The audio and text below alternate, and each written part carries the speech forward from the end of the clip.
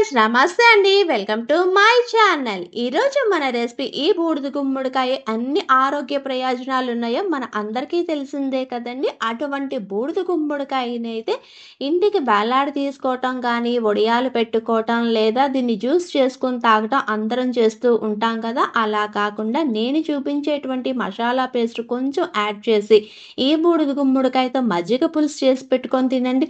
అబ్బా! ఎంత బావుంటుందో చెప్తుంటే నోట్లోనే నీళ్ళూరిపోతున్నాయండి. అంత టేస్టీగా ఉండేటువంటి బూడిద గుమ్మడికాయ మజ్జిగ పులుసు తయారీ విధానాన్ని వీడియోలోకెళ్ళి చూసేద్దామా మరి? బూడిద గుమ్మడికాయ మజ్జిగ పులుసు చేసుకోవడానికి ముందుగా మసాలా పేస్ట్ అనేది ప్రిపేర్ చేసుకోవాలండి. దానికోసం అయితే ముందుగా అయితే ఒక బౌల్ తీసుకొని దీనిలోకి 4 టేబుల్ స్పూన్ కందిపప్పు, 2 టేబుల్ స్పూన్ శనగపప్పును కూడా తీసుకొని మంచినీళ్ళతో శుభ్రంగా 2, 3 సార్లు కడుక్కోవాలండి. ఇలా కడుక్కున్న తర్వాత ఇది మునిగే అంతవరకు నీళ్లు పోసుకొని ఒక పావుగంట పక్కన పెట్టుకుందాము. ఇవి నానుతూ ఉంటాయండి. వేరొక పక్కన దీని ప్రిపరేషన్ చూసుకుందాం అనమాట. ఇక్కడ నేను చూపిస్తున్నాను చూడండి. నేనైతే ఈ సైజు బూడిద గుమ్మడికాయ తీసుకున్నానండి. దీన్నైతే 2 ముక్కలుగా కట్ చేసుకుంటున్నాను అనమాట. ఒక ముక్కను మాత్రమే ఇక్కడ యూస్ చేస్తున్నాను. మిగతాదైతే ఫ్రిడ్జ్లో పెట్టేసుకుంటున్నాను అనమాట.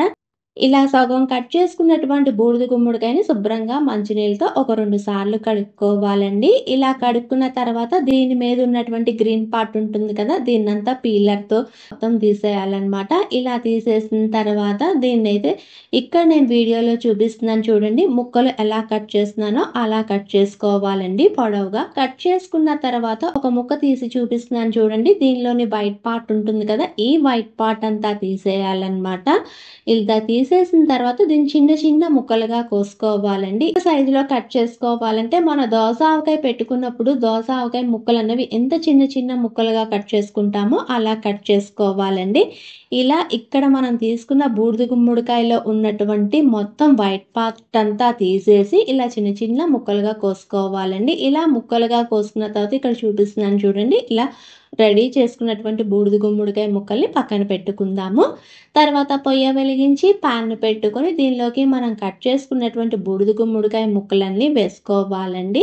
ప్యాన్లో వేసుకున్నటువంటి బూడిద గుమ్మడికాయ ముక్కలన్నీ బాగా మగ్గించుకోవాలన్నమాట. అందుకని నేనైతే ఇక్కడ చూపిస్తున్నటువంటి గ్లాస్తో 2 గ్లాసుల నీళ్లు, ఇవి తొందరగా మగ్గటం కోసం దీనిలోకి పావు టీ స్పూన్ ఉప్పు, పావు టీ స్పూన్ పసుపును కూడా వేసుకొని అన్నీ బాగా కలిసేటట్టు కలుపుకోవాలన్నమాట.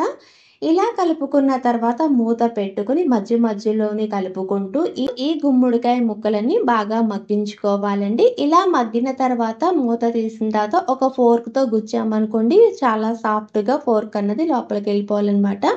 ఇక్కడ నేను చూపిస్తున్నాను చూడండి. ఇలా ఈ బూడిద గుమ్మడికాయ ముక్కలు అన్నవి బాయిల్ అవ్వాలండి. ఇలా బాయిల్ అయినటువంటి గుమ్మడికాయ ముక్కల్ని పక్కన పెట్టుకుందాము. తర్వాత ఇదే పొయ్యి మీద వేరొక పాన్ పెట్టుకుని దీనిలోకి 2 టీ స్పూన్ ఆయిల్ని వేసుకోవాలండి. ఆయిల్ అన్నది మాత్రం ఇక్కడ బాగా వేడెక్కాలన్నమాట. ఫ్లేమ్ అన్నది మాత్రం మీడియం టు హై ఫ్లేమ్ మధ్యలోనే పెట్టుకోండి. ఆయిల్ అన్నది బాగా వేడెక్కిన తర్వాత దీనిలోకి 1/2 టీ స్పూన్ మెంతులు, 1/2 టీ స్పూన్ మిరియాలు, 1½ టేబుల్ స్పూన్ ధనియాలు, ఇలా వేసుకున్న అన్ని ఇంగ్రీడియంట్స్ని ఒక్క నిమిషం వేపుకోవాలండి. మరి ఎక్కువసేపు వేపకూడదన్నమాట. తర్వాత దీనిలోకి ఫైన్గా చాప్ చేసినటువంటి ఫ్రెష్ కొబ్బరి 3 టేబుల్ స్పూన్, మీకు రుచికి అనుగుణంగా పచ్చిమిరపకాయలు, నేనైతే సగానికి తుంచుకున్నటువంటి 4 పచ్చిమిరపకాయలు, శుభ్రం చేసుకున్నటువంటి 2 ఇంచీల అల్లము వేసుకుని వీటన్నింటిని ఒక్క నిమిషం వేపుకోవాలండి. ఇలా వేపుకున్న తర్వాత మనం ముందుగా నానబెట్టుకున్నటువంటి కందిపప్పు, శనగపప్పు ఉంది కదండి, దానిలోని వాటర్ అంతా తీసేసి వాటిని కూడా ఇక్కడ యాడ్ చేసుకుని ఒక్క నిమిషం వేపుకోవాలండి. ఇలా వేగిన తర్వాత దీనిలోకి 1 కప్పు పెరుగును వేసుకోవాలండి. తర్వాత ప్యాన్లో ఉన్నటువంటి అన్ని ఇంగ్రీడియంట్స్, పెరుగు అన్నీ బాగా కలిసేటట్టు కలుపుకొని ఒక్క నిమిషం మాత్రమే పొయ్యి మీద ఉంచుకొని పొయ్యి అన్నది ఆఫ్ చేసేయాలన్నమాట. ఇలా ఆఫ్ చేసిన తర్వాత దీన్ని పక్కన పెట్టి పూర్తిగా చల్లారి పెట్టుకోవాలండి. ఇలా చల్లారిన తర్వాత ఒక మిక్సీ జార్ తీసుకొని మనం ముందుగా రెడీ చేసుకున్నటువంటి ఈ మిశ్రమాన్ని అంతా ఈ మిక్సీ జార్లోకి యాడ్ చేసుకొని వాటర్ అన్నది యాడ్ చేయకుండా ఫైన్ పేస్ట్గా చేసుకోవాలన్నమాట. చేసుకోవాలన్నమాట. ఇలా చేసుకున్న దాన్ని పక్కన పెట్టుకుందాము. తర్వాత పొయ్య వెలిగించి పాన్ పెట్టుకొని దీనిలోకి 1 టీ స్పూన్ ఆయిల్‌ని వేసుకోవాలండి.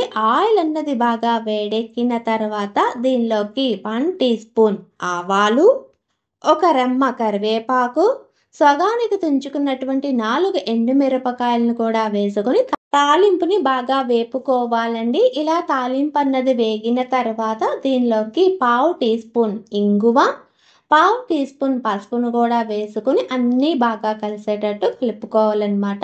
ఇలా కలుపుకున్న తర్వాత దీనిలోకి బాయిల్ చేసుకున్నటువంటి గుమ్మడికాయ ముక్కలు, మనం ముందుగా రెడీ చేసుకున్నటువంటి మసాలా పేస్ట్ ఉంది కదండి, దాన్ని కూడా వేసుకొని అంతా బాగా కలిసేటట్టు కలుపుకోవాలండి. ఇలా కలుపుకున్న తర్వాత దీనిలోకి రుచికి అనుగుణంగా ఉప్పు, తర్వాత దీనిలోకి మనం మసాలా పేస్ట్ రుబ్బుకున్నటువంటి మిక్సీ జార్‌లోకి కొంచెం వాటర్ అన్నది యాడ్ చేసుకొని, ఆ వాటర్‌ని కూడా దీనిలోకి వేసుకొని అంతా బాగా కలిసేటట్టు కలుపుకోవాలండి. ఇలా కలుపుకున్న తర్వాత ఈ మజ్జిగ పులుసు అనేది కొంచెం గట్టిగా ఉందన్నమాట. అందుకని చెప్పి నేను ఇక్కడ ఇంకొంచెం వాటర్ యాడ్ చేసుకుంటున్నానండి. టోటల్‌గా నేనైతే ఈ మజ్జిగ పులుసుకి వాటర్ అన్నది ఒక 1/2 లీటర్ వాటర్ అన్నది యూజ్ చేశానన్నమాట. ఇలా వేసుకున్న తర్వాత అంతా బాగా కలిసేటట్టు కలుపుకోవాలండి. ఇలా వేసుకున్న స్పైసెస్ అన్నీ ఈ గుమ్మడికాయ ముక్కలకి పట్టే విధంగాను మూత పెట్టుకొని ఒక్క పొంగు వచ్చే అంతవరకు ఫ్లేమ్ అన్నది మీడియం ఫ్లేమ్‌లోనే పెట్టుకొని బాయిల్ చేసుకోవాలన్నమాట. ఇలా బాయిల్ అయిన తర్వాత దీనిలోకి ఫైన్‌గా చాప్ చేసినటువంటి కొంచెం కొత్తిమీరను కూడా వేసుకొని డిష్ అవుట్ చేసుకోవటమేనండి. అంతేనండి, ఎంతో టేస్టీగాను, హెల్తీగాను ఉండేటువంటి బూడిద గుమ్మడికాయ మజ్జిగ పులుసు రెడీ. మీకు కానీ ఈ వీడియో నచ్చితే please like, share and subscribe. Thanks for watching.